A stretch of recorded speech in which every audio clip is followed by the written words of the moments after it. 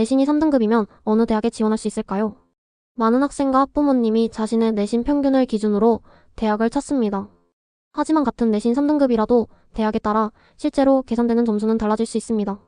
그 이유는 대학마다 학생부 성적을 반영하는 방법이 다르기 때문입니다. 대입정보 포털 어디가에서 2027학년도 수시 대학별 점수 산출 서비스가 운영되고 있습니다. 현재 고3 학생과 수시를 준비하는 부모님이라면 한 번쯤 확인해 볼 필요가 있습니다. 대학 어디가 사이트에서 대학별 점수 산출 서비스의 각 학년별, 과목별 성적을 입력하면 대학이 정한 반영 기준에 따라 환산된 결과를 확인할 수 있습니다. 예를 들어 어떤 대학은 국어, 수학, 영어, 사회, 과학의 전 과목을 반영하지만 어떤 대학은 일부 교과만 반영하기도 합니다. 또 어떤 대학은 전체 과목을 반영하고 어떤 대학은 성적이 좋은 상위 과목만 반영합니다. 진로 선택 과목도 대학마다 다릅니다. 성취도 A, B, C를 일정한 점수로 바꾸는 대학도 있고 진로 선택 과목을 일부만 반영하거나 반영하지 않는 대학도 있습니다.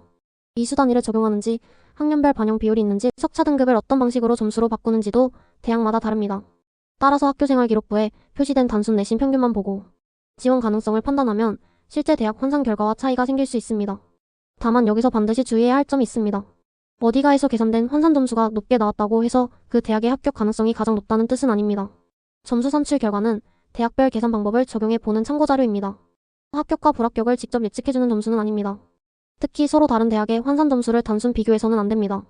어대학에서 980점이 나오고 B대학에서 850점이 나왔다고 해서 어대학이 더 유리하다고 판단할 수는 없습니다. 대학마다 총점과 산출 기준이 다르기 때문입니다. 같은 대학 같은 전형의 경우 전년도 합격자 결과와 비교해야 의미가 있습니다. 반드시 수시 전형 지원에서 확인할 3가지를 말씀드리겠습니다. 실제 수시 지원을 검토할 때는 환산 점수와 함께 최소한 3가지를 확인해야 한다는 사실 잊지 마세요. 첫 번째는 전년도 합격자 성적입니다. 내 환산 점수가 전년도 합격자의 평균 70% 구간 또는 공개된 입시 결과와 비교해 어느 정도 위치인지 확인해야 합니다.